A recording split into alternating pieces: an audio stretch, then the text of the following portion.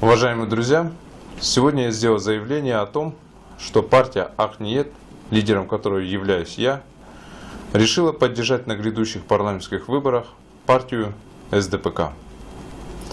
Учитывая вклад президента в развитие страны, а также то, что самой стабильной партией в парламенте являлась СДПК, и другие заслуги, мы, партия Ак-Ниет, решили, еще раз, как я говорю выше, поддержать партию СДПК. Как вам известно, в 2010 году я был избран от партии Арнамыс. На протяжении 5 лет я постарался поработать честно, открыто, прозрачно. И, конечно, были у нас определенные трудности в партии.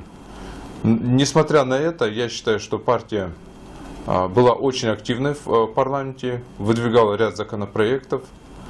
Но в ходе работы в парламенте возникли определенные разногласия во взглядах. И в 2014 году я с молодыми ребятами, прогрессивными ребятами, мы, объединившись, организовали партию Ак-Ниет. После, в 2015 году, мы, конечно, поняли, что в этом году надо будет объединиться, поскольку все партии стали объединяться, и это объединение не просто так, а делается для того, чтобы в нашей стране была политическая стабильность. Мы также начали проводить переговоры. И вот на сегодняшний день мы вынесли решение, это было общее решение, о том, что партия Ак-Ниет поддержит партию СДПК.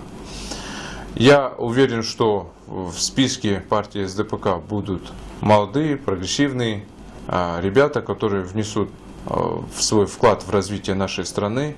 И я также буду дальше продолжать свою работу, если партия пройдет на грядущих парламентских выборах. И я обещаю, что, безусловно, я буду также работать открыто, прозрачно. И все отчеты вы будете видеть на моих официальных страничках. Я буду также поддерживать контакты с избирателями. То есть вся та работа, которая делалась, я даже постараюсь ее удвоить больше. И я хотел бы уже работать со стабильной командой, с командой, которая действительно дает обещания и выполняет их. И я надеюсь, так оно и будет. Спасибо огромное за внимание.